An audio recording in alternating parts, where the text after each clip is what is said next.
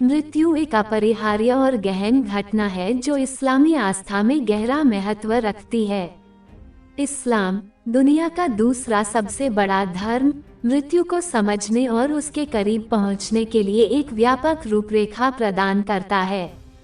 ये लेख मृत्यु के संबंध में इस्लाम की शिक्षाओं, इसकी मान्यताओं, रीति रिवाजों और इससे आगे की यात्रा पर प्रदान किए जाने वाले परिप्रेक्ष्य की खोज करता है। जीवन की क्षणभंगुर प्रकृति। इस्लाम इस दुनिया में जीवन की क्षणिक प्रकृति को स्वीकार करता है। मुसलमानों का मानना है कि जीवन एक परीक्षा है, एक अस्थायी निवास है जहां व्यक्तियों को अपने उद्देश्य को पूरा करने और मृत्यु के बाद अनंत जीवन के लिए तैयार होने का अवसर दिया जाता है। ये परिप्रेक्ष्य मुसलमानों में जिम्मेदारी और जवाबदेही की भावना पैदा करता है और उन्हें धार्मिक जीवन जीने के लिए प्रेरित करता है। आत्मा की यात्रा। इस्लामी शिक्षाओं के अनुसार आत्मा अमर है और मृत्यु के बाद भी उसका अस्तित्व बना रहता है।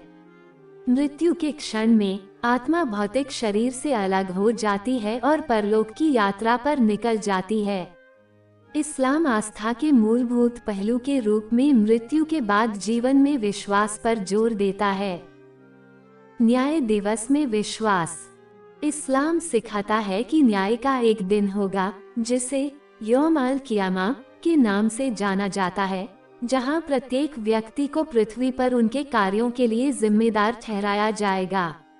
इस दिन अल्लाह ईश्वर प्रत्येक व्यक्ति का उसके कर्मों के आधार पर न्याय करेगा, अनंत जीवन में उसके भाग्य का निर्धारण करेगा।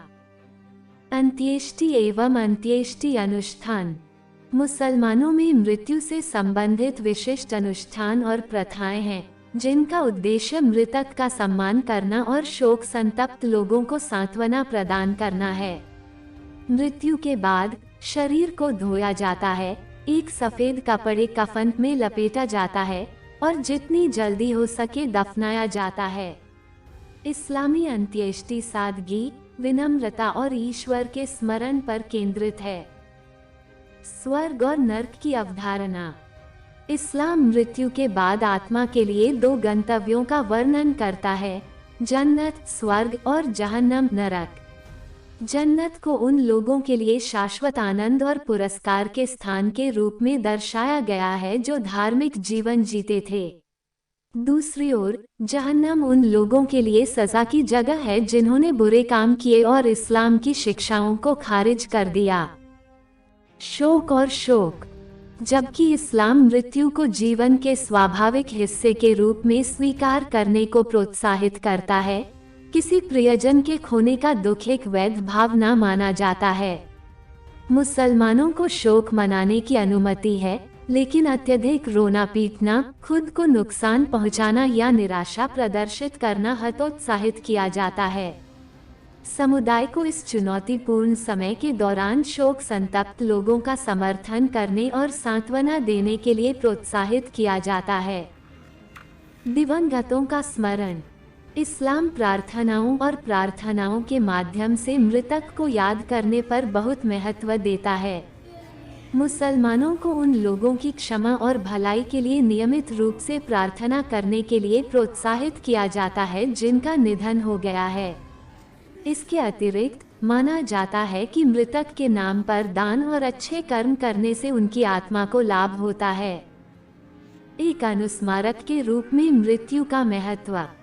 इस्लाम में मृत्यु जीवन की क्षणिक प्रकृति और उसके बाद की तैयारी के महत्व की निरंतर याद दिलाती है। मुसलमानों को अपनी स्वयं की मृत्यु पर विचार करने, पश्चाताप करने और शाश्वत मोक्ष प्राप्त करने के लिए धर्मी जीवन जीने का प्रयास करने के लिए प्रोत्साहित किया जाता है। निष्कर्ष। मृत्यु के संबंध में इस्लाम की शिक्षाएं जीवन के चक्र और उससे आगे की यात्रा की व्यापक समझ प्रदान करती हैं।